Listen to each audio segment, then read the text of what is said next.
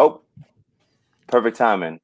Um, Hello, welcome to another episode of Fight on Montana. My name is Angel Villanueva. I'm joined today by Adam Healy.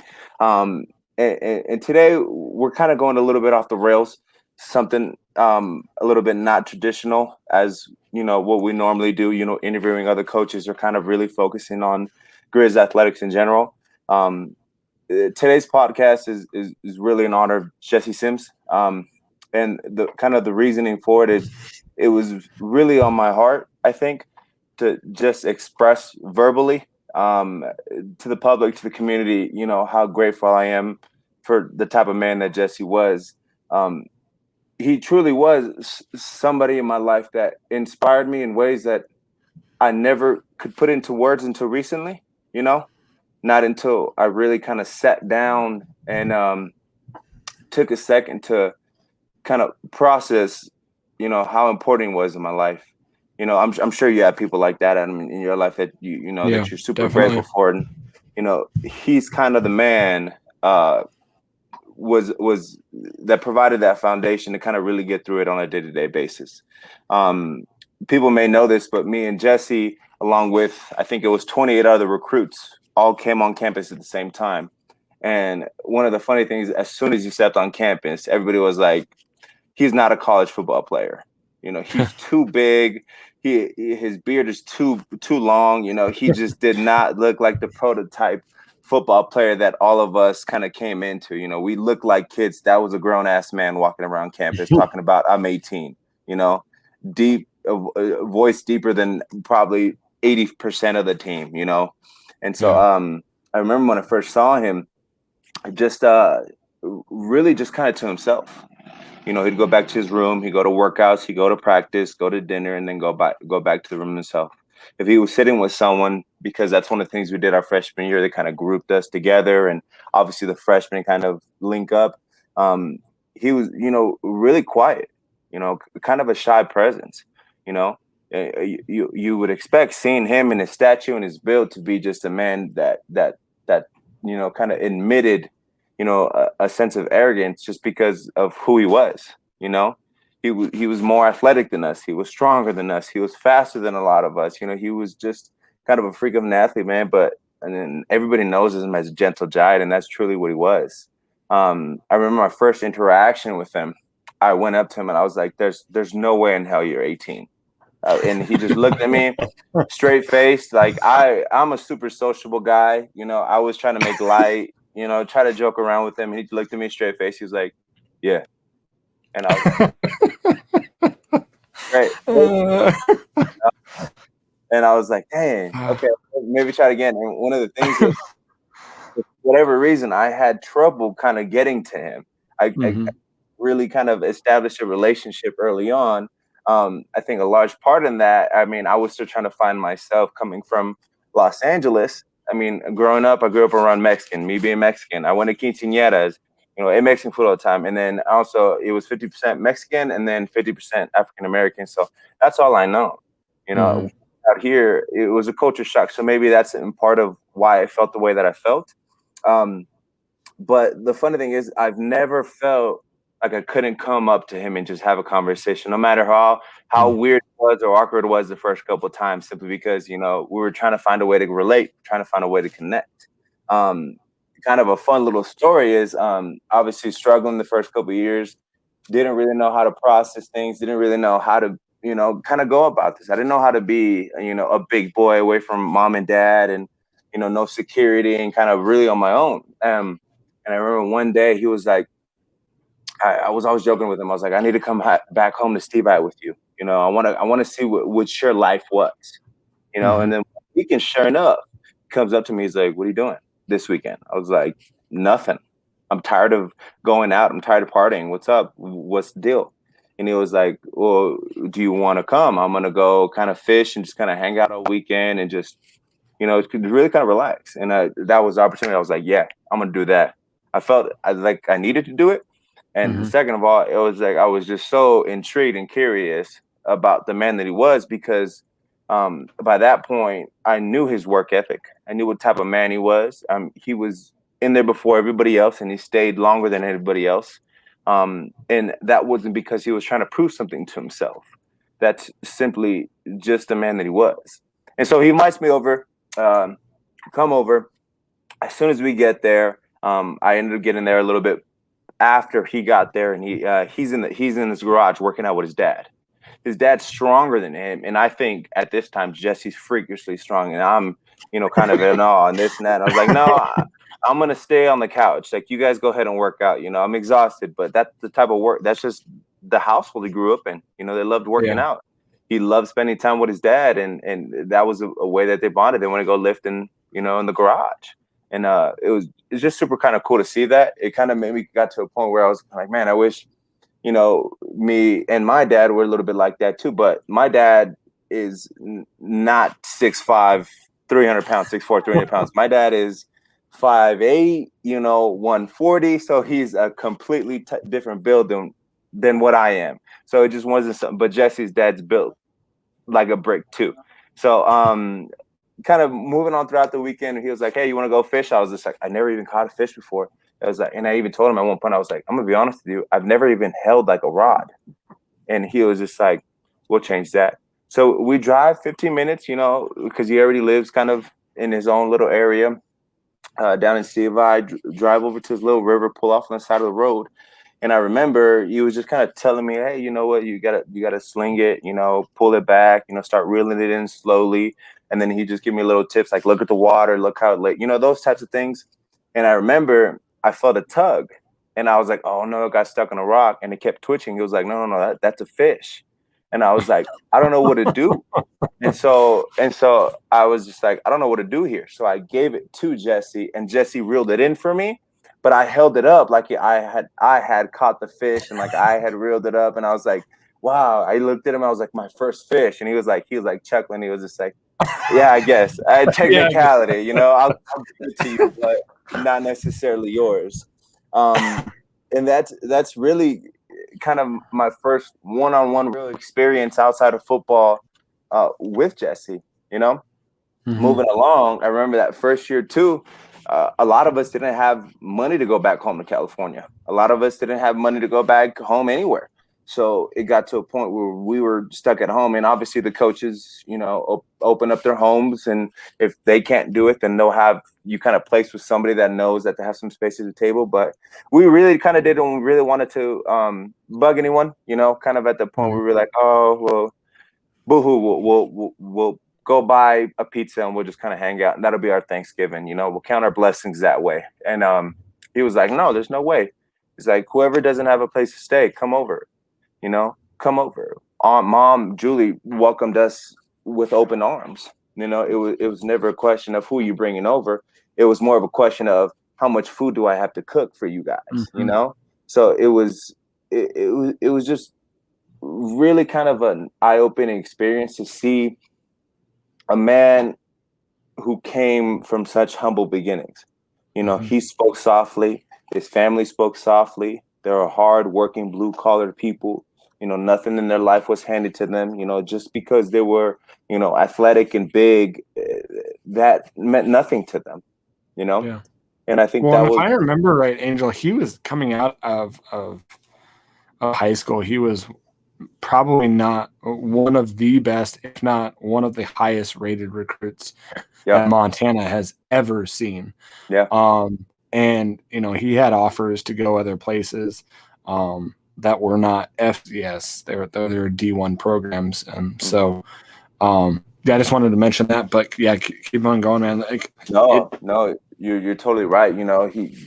He was just a freak, but the thing is, I remember I was at the stage, where I just come to Montana, where I was, I felt like I was something special because, I had a little bit of attention from some FCS schools, because it's an awesome feeling. It's a great feeling to know that you're being recruited and you're doing something special, and you have a little bit of swagger to your walk because, people want you to be on their campus. And I think that's one of the coolest feelings, but that didn't matter to him, to him, after kind of speaking with him, I was like, because I remember seeing that he had an offer from Oregon State and he chose Montana, and I remember coming up to him and I was like, man, so cool, like that's so this and that, basically blowing smoke for him, basically kind of congratulating this and that. And he was just like, no big deal, this is where I want to be. And I asked him, multiple times, like, why here? And it was like, this is home, and he never went into depth about it. But I mean, kind of looking back on his life, it home. He grew up here. Yeah. His sister went here. His other sister, their family lives here. They're locals. They're respected. They've grown a family here. And I think that's one of the coolest things. You saw that and you felt that. You never felt misplaced or outside whenever you were around them or outside or in their home.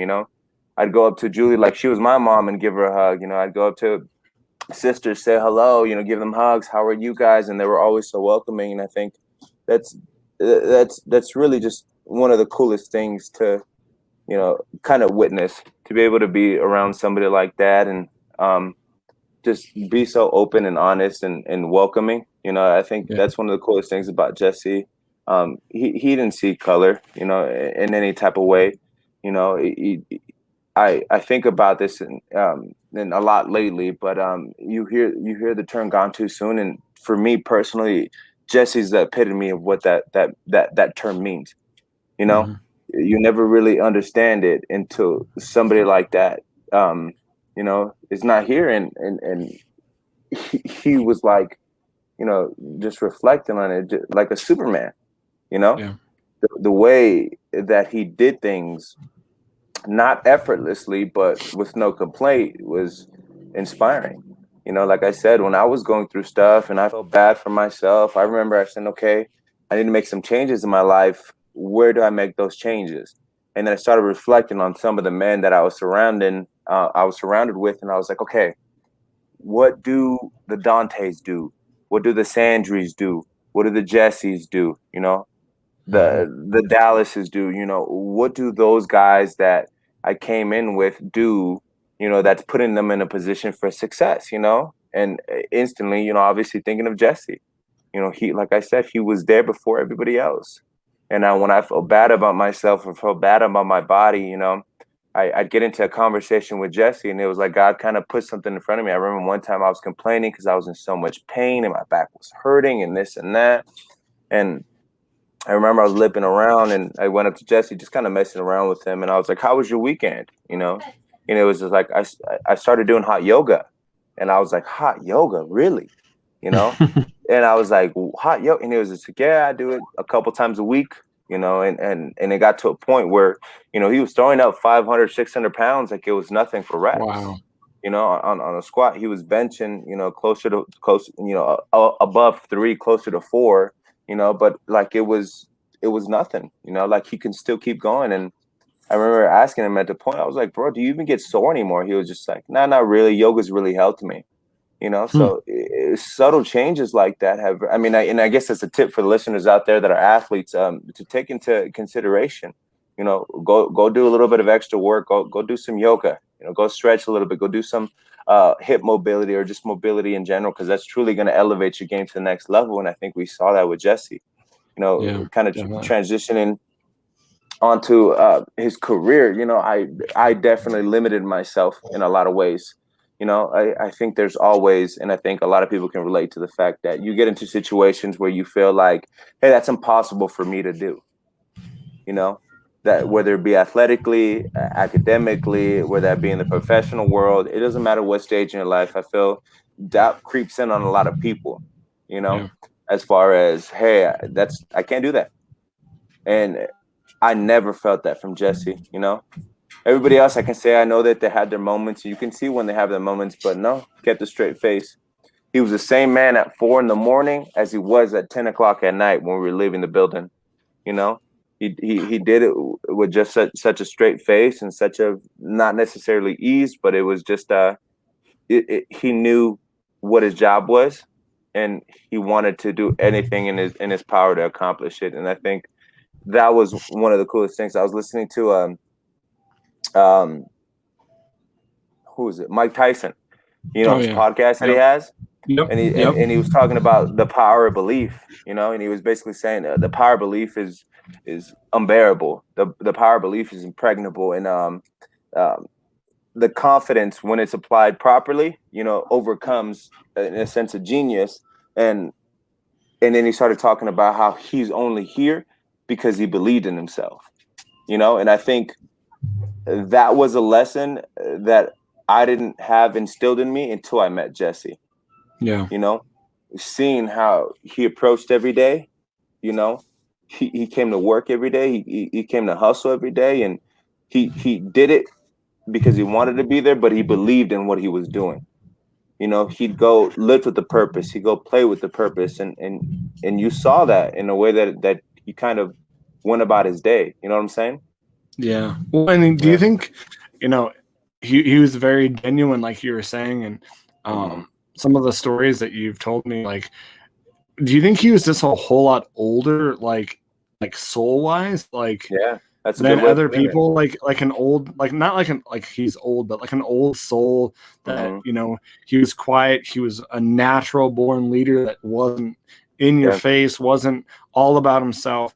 He was just an old soul, and those people, like, I know from my point of view, I gravitate towards, because they're that neutral, they're that calming presence that I think in sports every team needs, because they're an anchor. They're just something that you can rely on.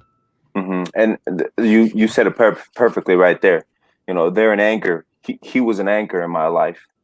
Well, I never sat down and told him this, but I feel very strongly about a lot of people in my life, and I displayed it in different ways, but I internalize what they mean to me, and I take it to heart. And he was an anchor in my life, and I feel like so many people can speak to that. Yeah. Everybody sees him, and he's a big, strong guy, but like how you said, he was an old soul. He came with a gentleness that I could only hope to reach. Yeah. He came with a natural love and a natural kind of calm, that not a lot of people have. And I know it's something that I don't possess, and I'm hoping that one day I could, be there. But he truly was in that light for sure, And I've been around my shared tragedy. I've lost in life, and this is something that a UFC fighter said, and he was talking about. He's like, I've lost in life, I've lost in family, I've lost in love, but I keep rolling with the punches. And I think day in and day out, when I was getting punched, I'd look to certain people and I'd see them and I'd say, okay, they're rolling with the punches too.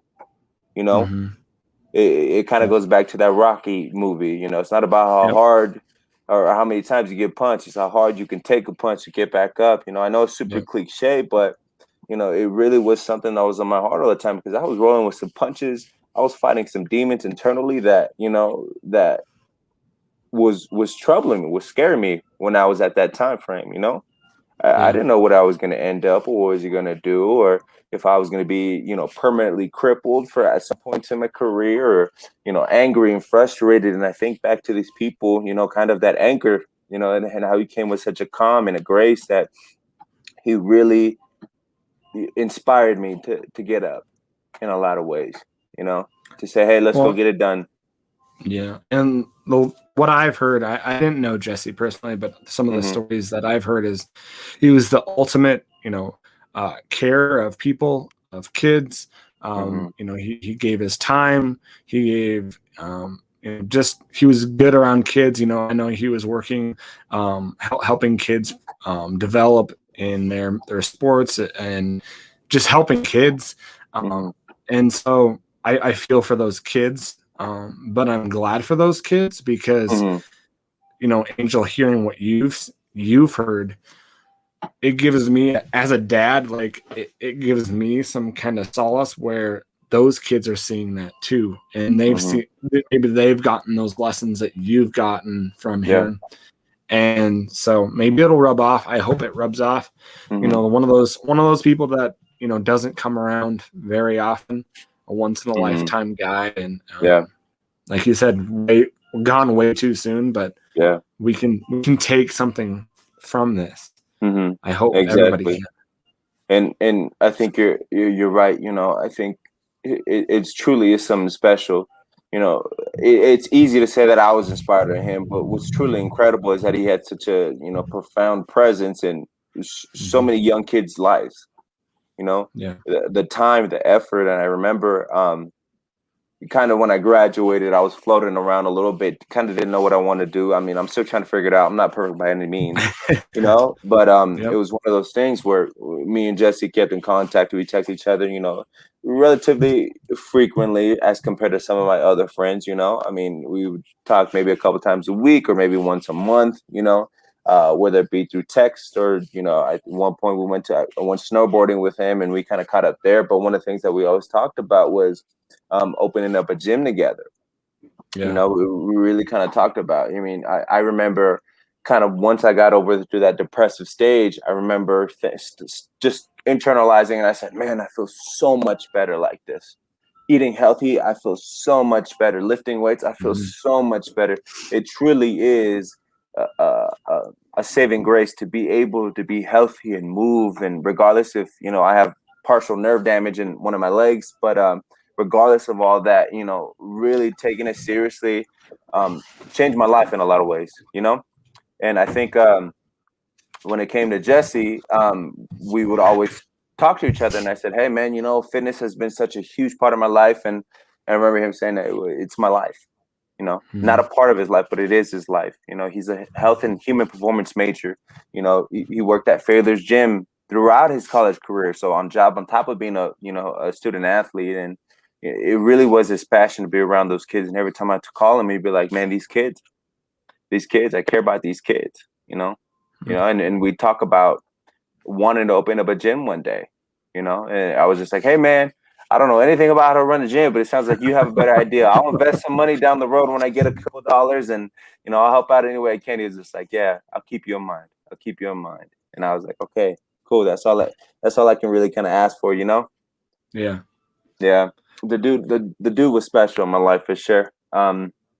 He truly, you know, a lot of people like to call themselves warriors and Spartans, and I think he was the epitome of what a warrior should be, not just on the football field, but outside, not just being in an aggressive sense, but knowing how to control yourself and take care of business. I mean, I remember I was trying to get him into, all types of trouble when I was a freshman. I bet, bro, come, let's go out. Like, we've had such a long week. Let's go party. Let's go do this. And he was like, uh, I don't know. I think I'm just gonna stay in and play Call of Duty. And I was like, okay, cool. You have a PS4? He was like, no, I have a PS3. So he wasn't even playing on the current system, but made me angry. You know, I figured if it was like the new Call of Duty game on the new system, you'd be solid. But no, I mean, he'd sit there, and I remember I'd come over to his room and I steal a couple of his mom's cookies, and I'd be like, all right, I'm gonna go party. I'll probably see you tomorrow, hungover or something. And Yeah. so that's kind of who he was, man. He was about his business.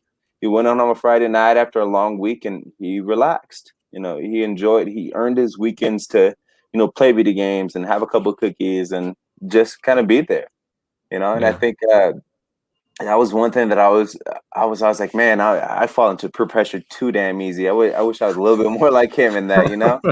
Somebody tells me to go, I'm like, I'm out the door. I'm out Yeah. the door. Let's Yep. go. Yeah. You know? And so that's the type of man he was. And I think Yeah.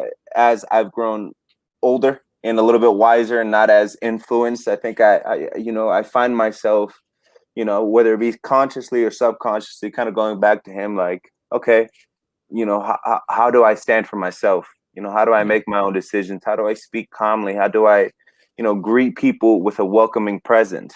You know, and those Yeah. were, I think, some of the bigger lessons that he's definitely taught me. And I know I make him sound like he's a little cheese ball because he is. He's a little cheese ball. He's a little fluffy guy. He's the nicest guy in the world, man. But man, I hated playing against him, man. I hated playing against him, man. But the thing about him was he never held any animosity.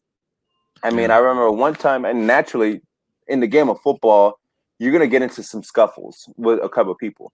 Oh yeah. You're gonna get into some trash talk, some angry talk, what this and that, and everything in between. It's just part of the game. Things get heated.